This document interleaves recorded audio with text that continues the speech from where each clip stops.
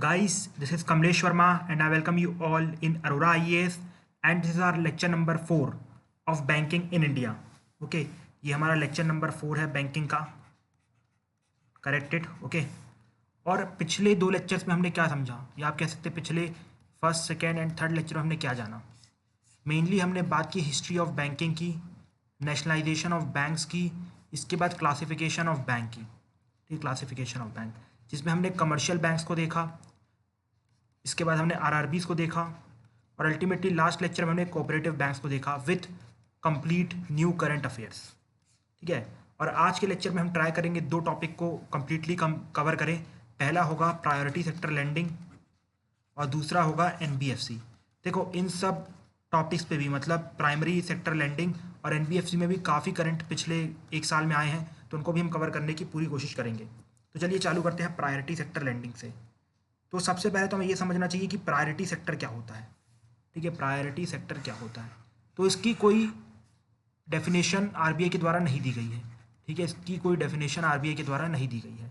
Usually कुछ sectors ऐसे होते हैं, अगर उनको लोन ना मिले, या आप कह सकते हैं अगर उन सेक्टर्स के पास कैपिटल की अवेलेबिलिटी ना हो, तो उससे हमारी सोसाइटी का सोशो इकोनॉमिक डेवलपमेंट एक तरीके से कुएं में जाके गिर सकता है. एग्जाम्पल के तौर पे एमएसएमईस. ठीक है, एमएसएमईस आप समझ जाते हैं, आप सब जानते हैं, वो medium and small scale industries. आप सब ये भी जानते हैं कि वो अप्रॉक्सीमेटली 45% एम्प्लॉयमेंट प्रोवाइड करती है. अगर आप देखें, अगर इनको लोन्स नहीं मिलता है, ठीक है, अगर आप इनको लोन्स नहीं देते हैं, सिंपल सी बात है, ये एम्प्लॉयमेंट मिलना खत्म हो जाएगी. जब ये एम्प्लॉयमेंट खत्म होगी तो आपको सोशल प्रॉब्लम्स होंगी. लाइक जब लोगों के पास रोजगार नहीं होगा तो लोग चोरी करना चालू कर देंगे, डाका डालना चालू कर देंगे, तो सोशल प्रॉब्लम हो जाएगी. साथ ही साथ इकोनॉमिक प्रॉब्लम हो जाएगी. अब जब एम्प्लॉयमेंट नहीं है तो प्रोडक्शन नहीं होगा, प्रोडक्शन नहीं है तो जीडीपी नहीं बढ़ेगी, हमारी इकोनॉमी कोलैप्स करने की सिचुएशन में आ जाएगी. ठीक है, तो ये सब होते हैं प्रायोरिटी सेक्टर. ऐसे बहुत बड़ी एक लिस्ट है जो कि मैं आपको फ्यूचर में दूंगा. That means in the upcoming slide I will provide you with the list. ठीक है, लेकिन प्रॉब्लम क्या होती है इस प्रायोरिटी सेक्टर लेंडिंग को इंप्लीमेंट करने में. देखो, सबसे पहली बात आपको ये सोचना चाहिए, अगर ये इतने इंपॉर्टेंट सेक्टर है तो बैंक्स इनको लोन क्यों नहीं देते हैं. ठीक है, मतलब आरबीआई को ऐसी एक कंप्लीट ये सेक्टर ही क्यों बनाना पड़ा, मतलब आप कह सकते हैं एक कंप्लीट ऐसी कैटेगराइजेशन ही क्यों करनी पड़ी. उसका रीज़न देखो बड़ा सिंपल है कि जितने भी प्रायोरिटी सेक्टर लेंडिंग में आते हैं, आपको थोड़ा सा लिस्ट भी दिखा देता हूँ. देखो, ये सब प्रायोरिटी सेक्टर में आते हैं. For example scheduled caste and scheduled tribe. First let me change the colour. ये देखो, ये आपको दिख गए schedule caste and schedule tribe, small and marginal farmer, artisans. ठीक है, इसके बाद आप पर्सन विद डिसेबिलिटी. तो आप इनको देखो, आप सब जानते हो इन लोग के जो लोन को वापस करने की कैपेबिलिटी है वो बहुत ही ज़्यादा कम है. ठीक है, तो सिंपल सी बात है, बैंक हमेशा ये प्रेफर करती है उनका पैसा वापस आ जाए. इसलिए वो लोग प्रेफर करते हैं कि लोन किनको दिया जाए, बड़े बड़े इंडस्ट्रियलिस्ट, विजय माल्या जैसे लोगों को दिया जाए जो कि हमारा लोन वापस कर दें. इसके बाद लोन वापस करने के बाद वो जाके इंग्लैंड में सेटल हो जाए और अपनी वहाँ लाइफ अच्छे से जिए. ठीक है, यही बैंक प्रेफर करती है और वो बड़े बड़े लोगों को लोन देती है. और छोटे मोटे किसानों को लोन नहीं दिया जाता है, क्योंकि उनके द्वारा ऐसा माना जाता है कि ये सेक्टर जो है, इन सेक्टर के जो लोन्स वो एनपीए बन जाएंगे, मतलब नॉन परफॉर्मिंग एसेट बन जाएंगे, जिनके बारे में हम फ्यूचर में पढ़ेंगे. नॉन परफॉर्मिंग एसेट मतलब ये लोन्स वापस नहीं आने वाले हैं. ठीक है, इसलिए आरबीआई ने बोला कि भाई ये तो सोशियो इकोनॉमिक डेवलपमेंट के लिए बड़ी ही इंपॉर्टेंट चीज़ है और बैंक्स इनको दे नहीं रहे हैं लोन. तो अब सिंपल से हम क्या कर सकते हैं, अब हमें कुछ ना कुछ तगड़ा स्टेप लगाना पड़ेगा. तो आरबीआई ने बोला जितने भी बैंक्स हैं, ठीक है, उनको अपना 40%, भले वो फॉरेन बैंक्स हो, चाहे कौन से बैंक हो, इंडियन बैंक्स हो, पब्लिक प्राइवेट सब, ठीक है, उनको अपना 40% प्रायोरिटी सेक्टर लेंडिंग में देना पड़ेगा. मतलब आप कह सकते हैं ये जो आप यहाँ पर कैटेगरीज आपको दिखाई दे रही है, इनमें अपना 40% लोन देना पड़ेगा. बाकी का बचा हुआ 60% आप लोन विजय माल्या जैसे लोगों को दीजिए, जिससे वो लोग इंडिया का डेवलपमेंट कर सकें. ठीक है, जिससे वो लोग इंडिया का डेवलपमेंट कर सकें. फाइन. तो ये आरबीआई ने फिक्स किया. इसके बाद भी आरबीआई को मैंने आपको बताया था कि बड़ी प्रॉब्लम हुई, बिकॉज एग्जाम्पल 40% मान लो. ठीक है, 40% आरबीआई ने बोला कि भैया आपको प्रायोरिटी सेक्टर लेंडिंग में देना है. अब उसमें से कुछ एमएसएमईस भी थी जो कि काफ़ी बड़ी एमएसएमईस थी, मतलब काफ़ी रेपुटेड एमएसएमई थी. तो मैक्सिमम जो लोन था इन एमएसएमईस को जा रहा था, बल्कि जो एससी एसटी हो गए, एग्रीकल्चर हो गए, उन सबको लोन नहीं मिल रहा था. तो आरबीआई ने एक और दिमाग लगाया. उन्होंने बोला कि भैया आप क्या करेंगे, अपन इस प्रायोरिटी सेक्टर लेंडिंग में ना कैटेगरी बना देंगे. ठीक है, क्या करेंगे अपन, कैटेगरी बना देंगे. कैटेगरी मतलब हम 12% देंगे एमएसएमई को, 18% देंगे एग्रीकल्चर को, 10% देंगे इसको. ऐसी कैटेगरी बना देंगे और आप सभी को उस कैटेगरी के हिसाब से देना है. इसलिए एग्रीकल्चर में कैटेगरी बनाई गई है, मतलब प्रायोरिटी सेक्टर लैंडिंग में कैटेगरी बनाई गई है जिसमें 18% जो है वो एग्रीकल्चर को जाता है। तो अब ये फिक्स हो गया कि एग्रीकल्चर भैया 18% तो लोन जाना ही जाना है, ठीक है। तो उसको हम बोलते हैं प्रायोरिटी सेक्टर लैंडिंग। लेकिन अब एक प्रॉब्लम और आती है। अब जैसे भी फॉरेन बैंक्स रहते हैं और बड़े बड़े जो प्राइवेट बैंक जैसे फॉर एग्जांपल HDFC हो गए, ICICI बैंक हो गए हैं, ठीक है। इन सब बैंक्स की प्रॉब्लम क्या है? इन सब बैंक्स की प्रॉब्लम ये है कि इन सब की जो रीच है ना गाँव में कुछ ज़्यादा नहीं है, ठीक है। और जो मैक्सिमम प्रायोरिटी सेक्टर का लोन है वो जाता है कहाँ पर? गाँव में। अब सिंपल सी बात है, लोग कितना भी ट्राई कर लें ये लोग एक लिमिट से ज़्यादा लोन नहीं दे पाएंगे, तो इनके लिए प्रॉब्लम हो गई। लेकिन वही कुछ बैंक्स ऐसे हैं जैसे फॉर एग्जांपल SBI हो गया, PNB हो गया, जिनकी जो रीच है गांव में बहुत ज़्यादा है, जो विलेज में है और आप कह सकते हैं विलेज एरियाज़ में उनकी रीच बहुत ज़्यादा है। वो तो मतलब उनको 40% बोला गया है PSL देने के लिए, वो लोग दे देते हैं 70%, 80%, इतना इन लोग का PSL पहुँच जाता है, बल्कि जितना ज़रूरत नहीं है, ठीक है। तो अब यहाँ पर आप देख रहे हो कि इनके पास सरप्लस है, इनके पास डेफिसिट है और जेन्युइन प्रॉब्लम है, ठीक है। इन बैंक्स की जेन्युइन प्रॉब्लम है भैया, इन लोग की रीच वहाँ गाँव में नहीं है और वो लोग बनाना भी नहीं चाहते हैं और खुद RBI इनको फोर्स भी नहीं कर रहा है। तो अब क्या किया जा सकता है? सिंपल सी बात ये है कि भाई आपका 40% रीच था लेकिन आपने टारगेट एक्स्ट्रा अचीव कर लिया, फॉर एग्जांपल आपने 80% टारगेट अचीव कर लिया, तो क्यों ना आप अपना 40% बेच दें ICICI को। मतलब क्या होगा कि फॉर एग्जांपल SBI ने बोला कि भैया मैंने इस बार अपना PSL किया है 80% का, ठीक है। तो अब क्या किया जाता है कि मैं 40% तो अपने खाते में डाल लूँगा, बचा कितना? बाकी का 40%, ठीक है। जो बचा हुआ 40% है इसका मैं एक सर्टिफिकेट बनाऊंगा, इसमें लिखा रहेगा, ये सब RBI ने अलाउ किया है, डोंट वरी। इसमें लिखा रहेगा कि भैया ये जिसके पास ये कागज़ होगा उसके पास ये प्रूव होता है कि उसने 40% अपना PSL लोन दे दिया, मतलब प्रायोरिटी सेक्टर लोन दे दिया है, ठीक है। ये प्रूव होता है, ये एक ऐसा कागज़ रहेगा। अब इसकी कुछ कीमत होगी, जैसे फॉर एग्जांपल 10,000 रुपये, 5,000 रुपये, मतलब इतनी कम नहीं रहती, मैं एग्जांपल के दे रहा हूँ। मान लो 200 रुपये, 500 रुपये, जितनी भी होगी। अब ICICI बोलेगा कि भाई क्या करो, मेरे पास तो भैया रीच चीज़ नहीं है, आप मुझे ये कागज़ 500 रुपये में बेच दो, ठीक है। आप मुझे ये कागज़ 500 रुपये में बेच दो तो मैं इसे कागज़ को ले लूँगा। तो इसी को कहा जाता है प्रायोरिटी सेक्टर लैंडिंग सर्टिफिकेट, ठीक है। मतलब डेफिसिट और सरप्लस के बीच में एक सर्टिफिकेट आ जाता है जिसको सरप्लस बनाता है, और जो डेफिसिट वाला रहता है उसको ये दे दिया जाता है। अब देखो इससे जो डेफिसिट वाले लोन, मतलब जो डेफिसिट वाले बंदे हैं, ठीक है, जो डेफिसिट वाले हैं उनको एक फ़ायदा रहता है। पता फ़ायदा क्या रहता है? फ़ायदा ये रहता है कि आपने भाई कोई भी रिस्क नहीं लिया है, ठीक है। You are at zero risk. मतलब देखो SBI ने, PNB ने इन सबको लोन दिया, ठीक है। अब मान लो उसमें हो सकता है इसमें से कोई डिफ़ॉल्ट कर जाए, ठीक है। हो सकता है कि कोई डिफ़ॉल्ट कर जाए और SBI को अपना पूरा पैसा वापस ना मिले, लेकिन उसने प्रायोरिटी सेक्टर लैंडिंग कुछ पैसे में बेच दिया है। तो अब यहाँ पर ICICI के ऊपर कोई रिस्क नहीं है, भले अब वहाँ से पैसा आए ना आए, ICICI क्लियर हो गया, लेकिन SBI फंसा हुआ है अभी भी। तो जो भी लोन रिकवरी है वो सब SBI और PNB के ऊपर आएगी, ठीक है। तो यहाँ पर याद रखना डेफिसिट वालों को एक फ़ायदा होता है, ठीक है। तो I think you are clear with priority sector lending and you are also clear with priority sector lending certificates क्या होते हैं, ठीक है। इस बार फिर से शॉर्ट में बता देता हूँ। तो कोई ये surplus bank for example SBI हो गया, ये हो गया deficit bank for example HDFC हो गया। अब ये इसके पास रीच नहीं थी गाँव की, तो ये अपना प्रायोरिटी सेक्टर लैंडिंग पूरा नहीं कर पा रहा था, RBI के ऊपर बार बार फाइन लगा रही थी। अब ये अपना कुछ ज़्यादा ही प्रायोरिटी सेक्टर लैंडिंग कर पा रहा था, मतलब ये अप्रॉक्सीमेटली 80% के आसपास बेच रहा था। तो ICICI ने, HDFC ने बोला कि भाई आप क्या करो, अपने 40% का सर्टिफिकेट बजा के मुझे भेज दो, मैं उसको ले लूँगा और RBI को दिखा दूंगा, देखो भाई मेरे पास प्रायोरिटी सेक्टर लैंडिंग सर्टिफिकेट है, मतलब इसका ये है कि मैंने अपना प्रायोरिटी सेक्टर लोन पूरा कर दिया है। अब जो भी रिस्क है वो SBI के ऊपर रहेगा, मेरे ऊपर नहीं रहेगा, ठीक है। तो इसे कहा जाता है priority sector landing certificate. I think quick revision हो गया, बहुत ही खटाखट। अब हम आते हैं रिवाइज्ड गाइडलाइंस फॉर PSL में। देखो अभी अभी क्या हुआ है, रिसेंट में RBI ने PSL के रिगार्डिंग जो गाइडलाइंस हैं उनको रिवाइज किया है। क्यों रिवाइज किया है? रीज़न ये था कि PSL को हमेशा RBI ने चाहा कि जो बेनिफिशियरी है, फॉर एग्जांपल स्मॉल और मार्जिनल फार्मर है, या फिर जो भी बेकार सा रीजन है, आप कह सकते हैं बैकवर्ड रीजन है, जैसे कि बिहार में हो गए, मध्य प्रदेश में हो गए, उत्तर प्रदेश में हो गए, वहाँ पर लोन ज़्यादा पहुँचे, लेकिन ऐसा हो नहीं पा रहा था। तो RBI ने 2 अच्छे इंपॉर्टेंट गाइडलाइन लिए हैं जो कि हेल्प करेंगे कि जो लोन है वो दैट मीन्स टारगेटेड बेनिफिशियरी के पास पहुँचे, ठीक है, टारगेटेड बेनिफिशियरी के पास पहुँचे। देखो ऐसी बहुत सारी गाइडलाइन आई थी, अप्रॉक्सीमेटली 10 से 15 टोटल गाइडलाइन है, लेकिन यहाँ पर अपन के लिए सिर्फ 2 ही इंपॉर्टेंट है, वो मैं आपको बता देता हूँ। सबसे पहला ये है कि RBI ने बोला कि भाई हमें रीजनल डिस्पैरिटी को इम्प्रूव करना है, ठीक है, एड्रेस करना है। तो वो कैसे करेंगे? देखो सिंपल सी बात है, RBI ने बोला कि जिस गाँव में या जिस रीजन में 6,000 रुपये से कम का लोन दिया जा रहा है, 6,000 रुपये से कम का लोन दिया जा रहा है, दैट मीन्स फॉर एग्जांपल ये एक रीजन है, ठीक है, बिहार का एक रीजन है और ये गुजरात का रीजन है, ठीक है।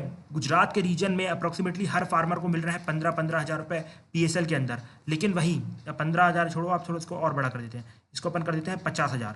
ठीक है। वहीं दूसरी तरफ एक रीजन है बिहार का जहां पर किसानों को सिर्फ और सिर्फ 6,000 रुपये मिल रहे हैं। सिंपल सी बात है, यहाँ पर रीजनल इंस्टेबिलिटी है। तो RBI ने बोला जो भी ऐसे रीजन है जिन जहाँ के फार्मर को 6,000 रुपये से कम का लोन मिल रहा है तो उनको हम ज़्यादा लोन प्रोवाइड करेंगे, वो भी गुजरात वाले रीजन से। मतलब यहाँ पर लोन की थोड़ी बहुत कटौती की जाएगी और यहाँ पर लोन की बढ़ोतरी की जाएगी। इससे रीजनल डिस्पैरिटी है वो फुलफिल हो जाएगी, वो एड्रेस हो जाएगी। ठीक है। अब इसके बाद दूसरा ये बोला गया RBI के द्वारा कि भाई स्मॉल एंड मार्जिनल फार्मर को पैसा नहीं मिल रहा है। मैंने आपको बताया कि PSL के अंदर 18% का जो लोन है वो एग्रीकल्चर के अंदर जाता है, लेकिन प्रॉब्लम ये होती है कि जो पूरा लोन है वो बड़े मतलब बिग फार्मर उठा के ले जाते हैं, जिनको पैसों की कुछ खास ज़रूरत नहीं होती, वो अपने कैपिटल से भी काम कर सकते हैं। और जैसे ही कोई इलेक्शन आता है, जैसे फॉर एग्जांपल यूपी का इलेक्शन आया, मध्य प्रदेश का इलेक्शन आया, तो उस टाइम पे बड़ी बड़ी पार्टीज, भले वो BJP हो चाहे फिर वो कांग्रेस हो या कोई भी पार्टी हो, बोल देती कि भाई हम दैट मीन्स फार्म वेवर दे देंगे, आपका लोन माफ़ कर देंगे। जिसकी वजह से क्या होता है, लोन माफ़ करने की वजह से इन बड़े बड़े फार्मरों को, जिन लोग पैसे दे सकते थे बैंक को, वो भी पैसे वापस नहीं करते हैं और बैंक यहाँ पूरे घाटे में चला जाता है। जब बैंक घाटे में जाता है तो गवर्नमेंट को अपनी तरफ से, मतलब जो पब्लिक का टैक्स पेयर मनी होता है, वो बैंक में डालना पड़ता है फंड करने के लिए। तो यहाँ पर दोनों की गलती है, बिग फार्मर की भी गलती है, गवर्नमेंट की भी गलती है, जो लोग वोट दे रहे हैं ऐसे इशूज़ में उनकी भी गलती है। ठीक है, उनकी भी गलती है। तो अब आपने देखा कि यहाँ पर बिग फार्मर को पूरा लोन मिल रहा था, उनका लोन भी माफ होते जा रहा था इलेक्शन ईयर में। तो अब RBI ने बोला कि भैया हमें स्मॉल एंड मार्जिनल फार्मर को लोन पहुंचाना है, तो उसके लिए क्या किया जाएगा। उसके लिए RBI ने बोला कि हम फेज मैनर में इनका जो शेयर है वो धीरे धीरे बढ़ाएंगे। फॉर एग्जांपल हम ऐसी रेस्ट्रिक्शन रख देंगे कि भाई 5% जो लोन है वो सिर्फ और सिर्फ स्मॉल एंड मार्जिनल फार्मर को जाना चाहिए, 10% लोन सिर्फ और सिर्फ इनको जाना चाहिए। इस तरीके से हम धीरे धीरे उनका शेयर जो है उनको बढ़ाएंगे। ठीक है। साथ ही साथ इस कैटेगरी में कुछ दैट मीन्स इस गाइडलाइंस में कुछ नई कैटेगरीज को ऐड किया गया है। देखो आप देखोगे हर साल कोई ना कोई नई कैटेगरी ऐड होती जाएगी। जैसे एग्जाम्पल इस बार ऐड हुई है स्टार्टअप्स, ठीक है, इसके बाद सोलर पावर, ये सब ऐड हुई है। लेकिन आपको मैं एक थोड़ा सा ओवरऑल जिस्ट देता हूँ कि भैया ये कैटेगरीज आप नहीं रट पाओगे। ये 12 कैटेगरीज लिखी है ना, इस टाइम पे अप्रॉक्सीमेटली ये कैटेगरी 25-30 हो चुकी है। तो क्या आप 25-30 कैटेगरीज रट लोगे? नहीं, ये बिल्कुल भी पॉसिबल नहीं है। और रटने की कोशिश भी नहीं करना, बिकॉज रटोगे तो कुछ खास फायदा होगा नहीं, क्वेश्चन आएंगे नहीं। लेकिन ऐसा हो भी सकता है क्वेश्चन आ जाए, ऐसी पॉसिबिलिटी है। तो इसके लिए आप ब्रॉड चीज़ों को देखो कि जो भी सेक्टर हमारे लिए इंपॉर्टेंट होते हैं, या देखो सबसे पहला तो याद रखना जो भी दैट मीन्स गरीब तबका होगा, ठीक है, हमारे जो कंप्लीट आप कह सकते हो सोसाइटी का गरीब तबका होगा या जिनको कब एक्सेसिबिलिटी रहती है चीज़ों की, उनको तो प्रायोरिटी सेक्टर के अंडर ही लोन मिलेंगे। फॉर एग्जांपल आप देखो यहाँ पर small and marginal farmer, artisan, villages, cottage industries, इसके बाद beneficiary under NULM, NRLM, schedule caste, schedule tribe, beneficiaries for differential rate of interest scheme, self help group मतलब SHGs, ठीक है, ये GS2 का पार्ट है। इसके बाद distress farmer ND2, non institutional lenders, और साथ ही साथ जो सेक्टर्स हमारी दैट मीन्स इकोनॉमी को बढ़ा के रखें, जैसे फॉर एग्जांपल स्टार्टअप्स हो गए, सोलर पावर हो गई, मतलब एक नई एनर्जी है, ठीक है, एनर्जी सेक्टर हो गया, और इसके बाद आप कह सकते हैं MSMEs हो गई, इन सबको लोन दिए जाते हैं। तो आप ब्रॉड आउटलुक अपने हिसाब से समझना कि क्या गवर्नमेंट को इन सेक्टर को लोन देना चाहिए, क्या इनका कॉन्ट्रीब्यूशन इकोनॉमी में बहुत ज़्यादा है। और अगर आपको ऐसा लगे तो आप उस ऑप्शन में टिक मार देना, आप इनको रटने की कोशिश मत करो। This is my personal advice, but फिर भी आपको जैसा लगे आप ऐसा कर सकते हैं। मतलब मैं अपनी तरफ से आपको बता दिया क्या होना चाहिए और क्या नहीं होना चाहिए, ठीक है। अब हम आते हैं नॉन बैंकिंग फाइनेंशियल कंपनीज में। अब हम आते हैं नॉन बैंकिंग फाइनेंशियल कंपनीज में। देखो नॉन बैंकिंग फाइनेंशियल कंपनीज क्या होती है। देखो नॉन बैंकिंग फाइनेंशियल कंपनीज अपने आप को कंपनीज एक्ट 1956 में रजिस्टर करवाती है, मतलब एक तरीके की कंपनी है ये, ठीक है। अब याद रखना NBFC को कोई एक बॉडी रेगुलेट नहीं करती है, इनको रेगुलेट करने के लिए RBI है, फिर दैट मीन्स और भी NHB और भी बहुत सारी बॉडीज बनाई गई है जो कि नॉन बैंकिंग फाइनेंशियल कंपनीज को रेगुलेट करती है, ठीक है, इतना समझ लेना। इनका कोई भी एक रेगुलेटर नहीं है। जैसे बैंक्स का एकमात्र रेगुलेटर है वो है RBI। अब पूरे स्टॉक मार्केट का एक रेगुलेटर है जिसका नाम है SEBI, ठीक है। वैसे ही यहाँ पर NBFC में कोई एक रेगुलेटर नहीं है, RBI भी रेगुलेट करेगा, NHB भी रेगुलेट करेगा, मतलब बहुत सारी ऐसी बॉडीज आएंगी। हाँ भैया NHB इसका सब्सिडरी है, मैंने भी हर्षद मेहता देखी है, उससे पहले भी मुझे पता था, डोंट वरी, बस मैं एग्जाम्पल दे रहा था, ठीक है, कि मतलब और भी बहुत सारे रेगुलेटर हैं जो कि इनको रेगुलेट करते हैं। तो यहाँ पर रखना, यहाँ पर कोई एक रेगुलेटर नहीं है। अगर ऐसी कोई स्टेटमेंट आ जाती है all the NBFCs are regulated by RBI only, so this statement will be wrong, ठीक है, इतना ध्यान में रखना। याद रखना ये लोग कहाँ रजिस्टर होते हैं, वो कंपनीज एक्ट के अंदर रजिस्टर होते हैं। और इनका मेजर काम क्या होता है, देखो मेजर काम इनका होता है लोन्स और शेयर्स का। मतलब ये लोग क्या करते हैं, लोन्स और शेयर की सेलिंग और दैट मीन्स परचेजिंग करते हैं। ये क्या करते हैं, अपना प्रॉफिट उसी में खाते हैं। फॉर एग्जांपल आज उन्होंने स्टॉक मार्केट लिया, ठीक है, यहाँ पर देखा कि भाई रिलायंस के शेयर अच्छे चल रहे हैं, खरीद लिया, अब 2 दिन बाद फायदा हो रहा है, बेच दिया, प्रॉफिट कमा लिया। इस तरीके से एनबीएफसी काम करती है, ठीक है, याद रखना। लेकिन इनका जो भी मेजर फंक्शन होता है वो सिर्फ और सिर्फ फाइनेंशियल मार्केट में होता है, वो भी सिर्फ और सिर्फ लोन्स एंड शेयर्स में। अब अगर फाइनेंस और आप कह सकते हैं फाइनेंस या फिर फाइनेंशियल मार्केट में अगर ऐसी कुछ एक्टिविटीज़ आ जाती है, for example agriculture activity, industrial activity, purchase और सेल ऑफ एनी गुड्स और providing any service and sale और परचेज और कंस्ट्रक्शन ऑफ इमूवेबल प्रॉपर्टी, तो इन सब में ये लोग इन्वॉल्व नहीं होते हैं। मतलब कि ये लोग सिर्फ और सिर्फ share, that means financial market में, मैं शेयर मार्केट भी नहीं बोल रहा हूँ, मैं फाइनेंशियल मार्केट में बोल रहा हूँ, उसमें भी लोन्स एंड शेयर्स को लेके, लोन्स एंड शेयर्स को लेके याद रखना, वो लोग इंडस्ट्रीज को नहीं लेते हैं अकाउंट में, साथ ही साथ एग्रीकल्चर को अकाउंट में नहीं लेते हैं, और जो प्रॉपर्टी मतलब कंस्ट्रक्शन की जो प्रॉपर्टीज रहती है ना, मतलब जो जमीन अपन खरीदते हैं, प्रॉपर्टीज को भी लोग अकाउंट में नहीं लेते हैं, याद रखना। ये डेफिनेशन होगी, ठीक है। अगर कोई डेफिनेशन पूछे तो कोई complex definition I know it, but फिर भी याद रखनी पड़ेगी। ये लोग कंपनीज एक्ट 1956 में रजिस्टर होते हैं, पहली पॉइंट। दूसरी पॉइंट ये कि ये लोग फाइनेंशियल मार्केट में डील करते हैं, वो भी किस टॉपिक में, लोन्स पे और शेयर्स पे, ठीक है, लोन्स पे, शेयर्स पे। अब शेयर पे सब आ जाएगा, स्टॉक आ जाएगा, बॉन्ड आ जाएगा, एवरीथिंग विल बी कविंग, ठीक है। और तीसरी चीज़ ये लोग 3 चीज़ों से डील नहीं करते हैं, ये 3 चीज़ें ज़्यादा इंपॉर्टेंट, ठीक है, इसलिए मैंने यहाँ पर नोट भी लिखा है। वो कौन कौन सी है, industrial activity, agriculture and immovable property. Immovable property, ठीक है, immovable property, construction of immovable property. अब आपने देखा कि ये लोग बैंक की तरह थोड़ा बहुत काम करते हैं, मतलब आपने देखा ना कि इंटरेस्ट रेट से पैसा कमाया, यहाँ पर लोन दिया। देखो ये लोग करते क्या है कि शेयर मार्केट से पैसा उठाया, अब यहाँ पर लोन दिया, फिर यहाँ डिपॉजिट, सिंपल सी बात है कि उस पर डिपॉजिट में इंटरेस्ट कम देंगे, अब उसमें जो पैसा है लोन में थोड़ा ज़्यादा पैसा लेंगे और फिर शेयर मार्केट को वापस करेंगे। तो आपने देखा यहाँ पर थोड़ा बहुत काम तो बैंक की तरह है, लेकिन वो कंप्लीट बैंक नहीं है। वो आगे आपको समझ में आएगा क्यों नहीं है complete bank, because all the NBFCs are not allowed to take deposits, ठीक है। आपको बता दूं कोई भी एनबीएफसी डिपॉजिट नहीं लेता है, वो डिपॉजिट लेते हैं, वो भी कुछ यूनिक टाइप के एनबीएफसी होते हैं जिनको डिपॉजिट लेना अलाउड होता है, उनको डिपॉजिट टेकिंग एनबीएफसी बोलते हैं। और वो भी सिर्फ और सिर्फ फिक्स डिपॉजिट लेते हैं, मतलब उनको अपना जो रिकरेंट डिपॉजिट होता है ना, मतलब डेली का जो डिपॉजिट रहता है, सेविंग अकाउंट, करंट अकाउंट, वो अलाउड नहीं होता है, सिर्फ और सिर्फ फिक्स डिपॉजिट अलाउड रहता है। मतलब सेविंग अकाउंट और करंट अकाउंट अलाउड नहीं रहता है इनको, सिर्फ और सिर्फ फिक्स डिपॉजिट अलाउड रहता है, ठीक है। अब आपने देखा कि यहाँ पर इन्होंने एक काम तो बैंक जैसा किया, वो क्या, लोन देना। शेयर मार्केट से पैसा उठाया, थोड़ा बहुत इंटरेस्ट कमाए, यहाँ पर लोन दिया, वहाँ से थोड़ा इंटरेस्ट कमाया और अपना धंधा चल रहा है इनका, ठीक है। लेकिन आपने देखा इन्होंने पूरा काम बैंक की तरह नहीं किया, इन्होंने सेविंग अकाउंट, करंट अकाउंट नहीं दिया। और जो मैक्सिमम 90 to 95% बैंक है वो तो भाई डिपॉजिट लेते नहीं है, मुश्किल से 5% के बैंक जो एनबीएफसी होते हैं डिपॉजिट लेते हैं, और वो भी कौन सा वाला, एफडी वाला, मतलब फिक्स डिपॉजिट वाला, वो भी मुश्किल से मुश्किल मैक्सिमम टू मैक्सिमम 5 ईयर्स का, ठीक है। तो आपने देखा कि ये लोग बैंक की तरह पूरी तरीके से काम नहीं कर रहे थे, are not a complete bank, इसलिए इनको हम शैडो बैंक्स भी कहते हैं। क्या कहते हैं, शैडो बैंक्स, क्या कहते हैं, शैडो बैंक्स, ठीक है। तो याद रखना, I think I am clear with the definition of non banking financial companies.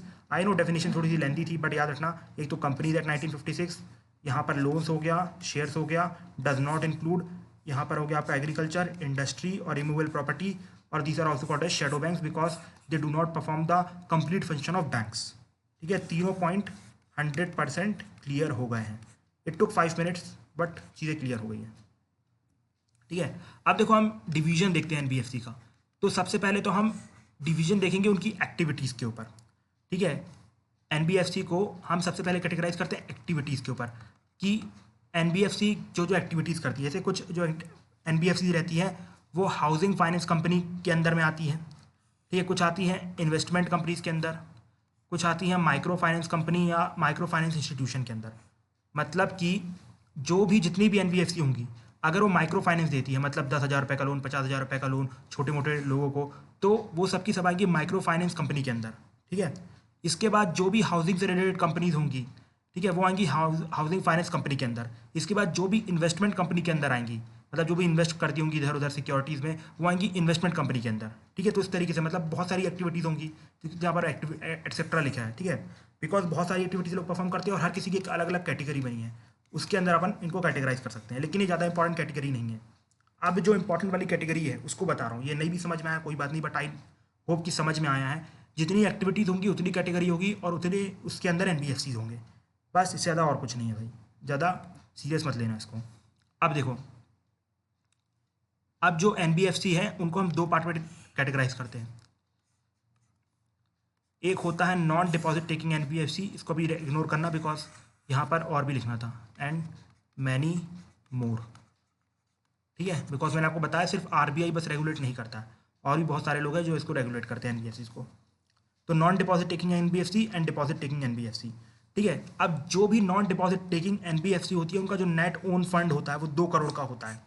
ठीक है, और जितनी भी डिपॉजिट टेकिंग एनबीएफसी होती है उनका भी नेट ओन फंड 2 करोड़ ही कर दिया गया है। ठीक है, दोनों का नेट ओन फंड कितना कर दिया गया है? नेट ओन फंड 2 करोड़ रुपए कर दिया गया है।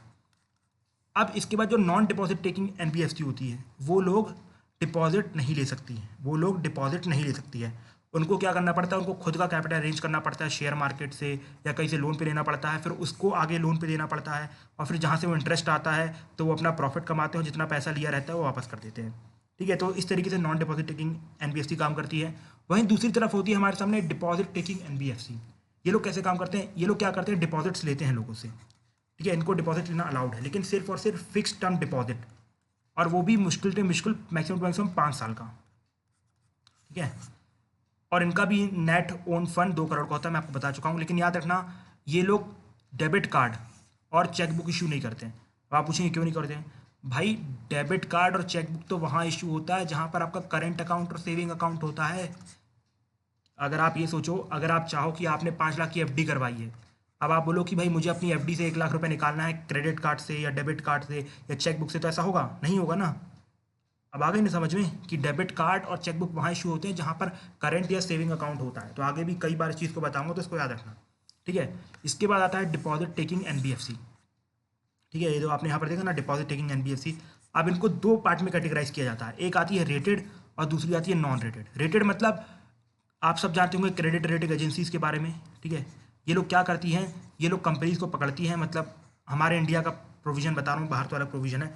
मतलब ये लोग क्या करती हैं, जैसे फॉर एग्जांपल टाटा साहब हैं, उनके पास जाएंगी, बोलेंगी कि भैया हम आपकी कंपनी को रेट करना चाहते हैं, तो आप हमें अलाउ करो। अपने यहाँ ऐसे ही है, कंपनी से पूछ के ही आपको रेट करना, बिना पूछे नहीं करना है। ठीक है, अब उसके हिसाब से उनकी कंपनी को रेट किया जाएगा, तो उन कंपनीज को हम कहते हैं क्रेडिट रेटिंग एजेंसीज। तो उसी दौर पे, या आप कहते हैं उसी तौर पे, जितनी भी कंपनीज हैं जो कि क्रेडिट रेटिंग एजेंसीज के साथ रजिस्टर्ड हैं, उनको बोला जाता है रेटेड डिपॉजिट टेकिंग एनबीएफसी। क्या बोला जाता है? Rated deposit taking NBFC. ठीक है, इसके बाद दूसरी तरफ हमें आता है जो भी एनबीएफसीज रहती हैं, मतलब जो भी डिपॉजिट टेकिंग एनबीएफसीज रहती हैं, अगर वो क्रेडिट रेटिंग एजेंसीज के साथ रजिस्टर्ड नहीं होती हैं तो उनको हम बोलते हैं non rated deposit taking NBFC. Non rated deposit taking NBFCs. ठीक है, अब सिंपल सी बात है, जो रेटेड हैं तो उनका सिंपल सी बात है, वो रेटेड इसलिए हैं बिकॉज वो बहुत अच्छी हैं, टाटा की तरह हैं। तो वो लोग अपने जो भी नेट ओन फंड होता है, फॉर एग्जांपल मान लीजिए उनके पास 10 रुपये का फंड है, ठीक है, तो वो अपना 4 गुना लोन दे सकते हैं, मतलब वो लोग 50 रुपये 40 रुपये तक का लोन घुमा सकते हैं। लेकिन वहीं जो non rated deposit taking NBFC होती हैं, वो लोग सिर्फ और सिर्फ अपना 1.5 टाइम का लोन घुमा सकते हैं, उससे ज़्यादा का लोन नहीं घुमा सकते हैं। ठीक है, अब आप सोच रहे होंगे कि भैया इनके लोन देने में क्या प्रॉब्लम है? देखो, लोन देने में ये प्रॉब्लम है, उन्होंने लोगों का पैसा लिया है, फिक्स डिपॉजिट लिया, अगर वो पैसा डूब गया तो कौन वापस करेगा? तो इस चीज़ को इंश्योर करने के लिए इनको थोड़ी बहुत लिमिटेशन रखी जाती है। ठीक है, कि भैया आप नॉन रेटेड हो, आप क्रेडिट रेटिंग एजेंसी के साथ रजिस्टर नहीं हो, सिंपल सी बात यह है कि आपके पास कुछ अच्छा क्रेडिबिलिटी नहीं है, इसलिए आप रजिस्टर्ड नहीं हो, तो आप कम लोन दोगे। और ये लोग भैया रजिस्टर्ड वाले हैं तो ये लोग ज़्यादा लोन देंगे बिकॉज इनकी क्रेडिबिलिटी ज़्यादा है। ठीक है ना, ये आखिरी डिवीजन एक बार फिर से बताता हूँ। जो एनबीएफसी होती हैं उनको 2 पार्ट में डिवाइड करते हैं, एक होती है नॉन डिपॉजिट टेकिंग एनबीएफसी और दूसरा होता है deposit taking NBFC. Non deposit taking NBFC वो होती हैं जो कि डिपॉजिट नहीं लेती हैं, और इनका नेट ओन फंड भी 2 करोड़ के आसपास का होता है। और दूसरे आते हैं डिपॉजिट टेकिंग एनबीएफसी, जो कि डिपॉजिट ले सकते हैं लेकिन सिर्फ और सिर्फ टर्म डिपॉजिट लेते हैं, मतलब फिक्स डिपॉजिट लेते हैं, इसलिए वो लोग चेक बुक और डेबिट कार्ड इशू नहीं करते हैं, और उनका नेट ओन फंड भी 2 करोड़ होता है। लेकिन एक बार ये प्राइस चेक कर लेना, ठीक है, बिकॉज क्या रहता है, जब आपके सामने वीडियो आती हो सकता है मैंने वीडियो काफ़ी पहले बना दी हो और तब आपके पास रिलीज़ हुई, तो हो सकता है ये चेंज हो चुका हो, तो इसको एक बार चेक ज़रूर कर लेना। ठीक है, बिकॉज जब मैंने चेक किया था तो उस टाइम पे दोनों का फंड इक्वल हो गया था, तो हो सकता है अभी चेंज हुआ, तो एक बार चेक ज़रूर कर लेना। ठीक है, अब ये कमेंट करने मत लगना सर आपने फिगर गलत बताया, ऐसा कुछ गलत बताया, ऐसा मत करना। ठीक है, नंबर चेंज होते रहते हैं, बहुत चेंज होते हैं नंबर। ठीक है, तो उस पर आप टेंशन मत लेना, खुद के हिसाब से चेंज कर लेना। और अगर पता चले तो एक बार कमेंट में भी लिख देना कि सर ये नंबर चेंज हो गया, तो आप इसको चेंज कर लीजिए। ओके, नो इशू, जिससे कि बाकी लोगों को भी पता चल जाए। तो इसको अपन कहते हैं डिपॉजिट टेकिंग एनबीएफसी। लेकिन अब देखो, आप यहाँ पर जो डिपॉजिट ले रहे हो तो ये लोग स्पेशल टाइप ऑफ एनबीएफसी है, बिकॉज इनके पास पब्लिक का पैसा है, तो उनको रेट करना जरूरी है। जो रेट होती है उनको बोलते हैं रेटेड एनबीएफसी, इसलिए वो अपना 4 गुना पैसा दे पाते हैं। वहीं दूसरी तरफ होती है नॉन रेटेड, जिनको रेट नहीं किया जाता है क्रेडिट रेटिंग एजेंसी के द्वारा, और वो लोग सिर्फ अपना 1.5 टाइम्स लोन देते हैं। ठीक है, इनके पास जितना फंड है उनका 1.5 टाइम्स, और जितना रेटेड वालों का कितना है 4 times of net own fund.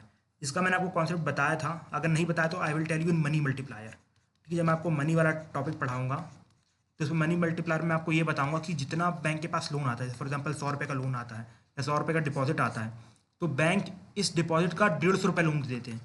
मतलब बैंक के पास कुछ खास पैसा बचता नहीं है। इस तरीके से इकोनॉमिक चलती है, बिकॉज जो लोन लिखा है वो कागज़ में लिखा हुआ है, ठीक है, और कागज़ में इधर उधर ऑपरेट कर रहा है वो, ठीक है, इधर उधर ऑपरेट कर रहा है, लेकिन एक्चुअल में जो डिपॉजिट है वो सिर्फ और सिर्फ 100 रुपये, लेकिन लोन कितने का होगा 150 रुपये का।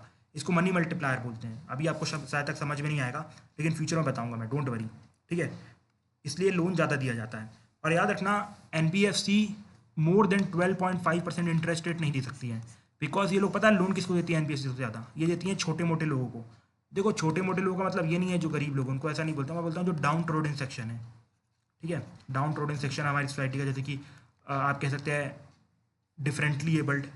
याद रखना, उनको कभी डिसेबल्ड मत बोलना, because they are not disabled, वो डिफरेंटली एबल्ड है। ठीक है, वो कोई काम को अलग तरीके से करते हैं।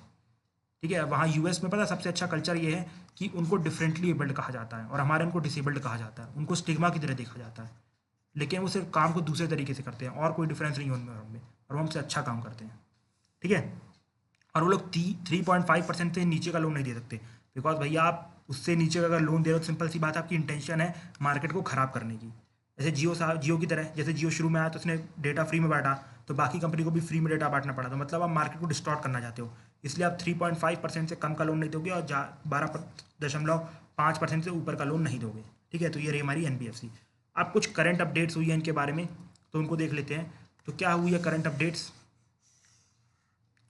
तो आप सबको पता है NBFC में जो सबसे करंट चीज़ हुई थी, या सब जो प्रॉब्लम चालू होना हुई, वो थी IL&FS क्राइसिस से। ठीक है, ये अब दोबारा नहीं बताऊंगा भाई, 2 साल पुरानी न्यूज़ है ये। ठीक है, तो IL&FS क्राइसिस होती है, जिसकी वजह से क्या होता है कि हमारी सोसाइटी में, या आप कह सकते हैं इकोनॉमी में, NBFC सेक्टर में लिक्विडिटी क्रंच हो जाता है। लिक्विडिटी क्रंच का मतलब NBFCs के पास पैसा ही नहीं बचा था लोगों को पैसा वापस करने के लिए। ठीक है, ऐसी कंडीशन आ गई थी, तो गवर्नमेंट ने अपनी तरफ से इनको फंड किया और बचाया। तो उसके बाद RBI ने इनको हैंडल करने के लिए एक स्कीम निकाली, ठीक है, जिसको आप कह सकते हैं liquidity management framework for NBFC, जिनके अंदर इन सभी NBFCs को लोन दिए गए, एक्स्ट्रा फंड दिए गए बैंक के द्वारा। लेकिन जैसे ही एक कंडीशन इंप्रूव होना चालू हुई, तो उसी टाइम पे पैंडेमिक आ गया। ठीक है, कोविड-19 आ गया। कोविड-19 में से प्रॉब्लम क्या हुई, अपन सब जानते हैं कि जो पूरी इकोनॉमी थी रुक गई, और इनका जो लोन था फिर से फंसना चालू हो गया। तो अब अल्टीमेटली ये था कि NBFC सेक्टर को भाई रिवाइव तो करना था, तो उसके लिए आत्मनिर्भर भारत पैकेज में गवर्नमेंट ने बहुत सारे इनिशिएटिव इनके लिए लॉन्च किए। अब उसमें से सबसे जो यूनिक और अच्छा इंपॉर्टेंट, या कह सकते हैं एकमात्र इनिशिएटिव है, उसे कह सकते हैं आप special liquidity scheme for NBFC and HFCs। ठीक है, ये इनके लिए स्कीम है। अब देखो स्कीम के अंदर क्या किया जाएगा। इस स्कीम के अंदर एक SPV बना जाएगा, मतलब special purpose vehicle. Special purpose vehicle एक तरीके की कंपनी होती है। फॉर एग्जाम्पल आप कह सकते हैं कि कोई भी काम करने के लिए मान लो रिलायंस टाइप की एक कंपनी है, ठीक है, रिलायंस एक कंपनी है ना, वैसे ही एक SPV भी एक कंपनी होती है, स्पेशल पर्पस व्हीकल। अब इसको इसलिए बनाया जाता है बिकॉज अगर गवर्नमेंट को डायरेक्टली पैसा दिया जाए, जैसे फॉर एग्जांपल सेंट्रल गवर्नमेंट बोलती है या बैंक्स बोलते हैं कि भैया आप हमें डायरेक्ट पैसा दे दो, हम इन सब सेक्टर को प्रोवाइड कर देंगे, लेकिन बैंक्स ऐसा करते नहीं हैं। साथ ही साथ अगर सेंट्रल गवर्नमेंट स्टेट गवर्नमेंट को पैसा देती है, तो स्टेट गवर्नमेंट भी ऐसा नहीं करते हैं। तो एक कंप्लीट बॉडी बनाई जाती है जिसको हम बोलते हैं SPV, स्पेशल पर्पस व्हीकल। अब इनको क्या है कि इनको एक गाइडलाइन दी जाती है कि आपको इसी गाइडलाइन के अंदर में काम करना है। आपको किसी और के ऑर्डर नहीं लेना, चाहे कहीं से भी ऑर्डर आए, चाहे प्राइम मिनिस्टर से भी ऑर्डर आए, सिर्फ आपको अपना काम करते जाना है जो इसमें लिखा हुआ है। ये इनको फिक्स रहता है। अब समझ में आया, इसलिए SPV बनाई जाती है, स्पेशल पर्पस व्हीकल। ठीक है, और इन SPV को बोला गया है कि आप लोग क्या करो, अप्रॉक्सीमेटली जिन भी NBFCs के पास 30-30 हज़ार करोड़ तक के लोन जो हैं उनको खरीद लो। ठीक है, इन लोन को खरीद लो और उन लोग को पैसा दे दो, जिससे कि उन लोग के जो भी ड्यूज़ हैं वो क्लियर हो जाए। ठीक है, लेकिन सारे NBFC का पैसा खरीदने मत बैठ जाना, सिर्फ और सिर्फ उन्हीं NBFC का पैसा खरीदना जिन्होंने पिछले कुछ टाइम में अच्छा काम किया। जैसे फॉर एग्जांपल उनका लास्ट के 1 या 1.5 साल में काफ़ी अच्छा प्रॉफिट रहा हो, उनका जो NPA हो वो 6% से कम हो, और साथ ही साथ वो SMA और SMA2 कैटेगरी में नहीं आते हैं। ठीक है, ये सब, ये NPA क्या होता है और उसके बाद SMA2 क्या होता है, ये सब आगे के लेक्चर में पढ़ेंगे हम।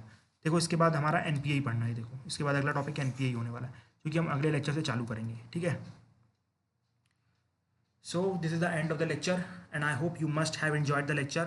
क्वेश्चन अभी नहीं ले रहा हूँ मैं, बिकॉज अभी 1-2 टॉपिक और कंप्लीट करने हैं, इसके बाद सारे क्वेश्चन एक साथ कंप्लीट कर लेंगे, डोंट वरी। ठीक है, बिकॉज एक दो कॉन्सेप्ट ऊपर नीचे लगते हैं ना तो आपको लगेगा कि मैंने पढ़ा ही नहीं है, लेकिन वो फ्यूचर में पढ़ाऊंगा।